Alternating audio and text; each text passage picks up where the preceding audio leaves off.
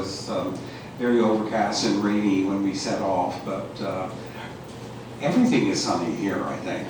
But anyway, thank you. It is a thrill, and when we dropped the show off on Monday, I had no idea how wonderful it would look in this space. I mean, to me, it's very exciting because it's been in, you mentioned the Beaverbrook, which has about 200-foot ceilings and massive walls.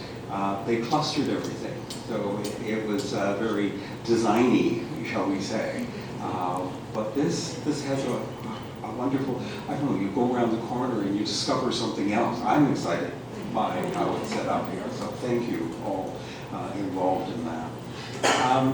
The show came about because sadly we Canadians don't celebrate ourselves enough. Now that's been changing lately.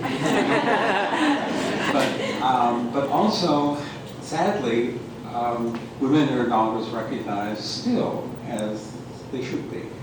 So with my teaching, I carved out a niche of doing custom work where I design and create for a client. I also did unique pieces for answering a call to have a piece in an exhibition or design competitions, that sort of thing. And after I took early retirement from Georgian, I had the luxury of time to be able to have some solo shows. And I did have a couple, shall we say, smaller ones, but I really wanted to have something which was a little more personally satisfying for myself. And this whole idea sort of developed that let's celebrate women, Canadian women, and necklaces seem to be the appropriate article of jewelry that was wearable. I mean, yes, we can get into body armor and so on, but I mean, necklaces are the largest form of jewelry.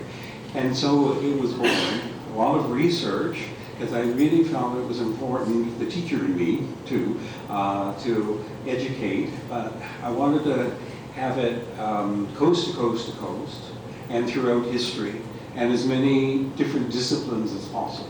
As I said to somebody just earlier, the whole show could be athletes, but I wanted to celebrate the unknown as well as the known. And the purpose of the biographies is to introduce them to you if you're not aware.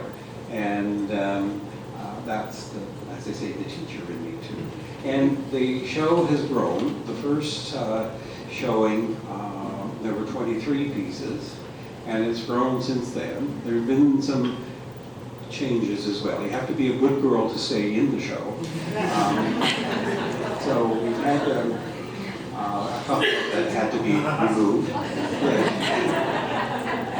Some inner things here.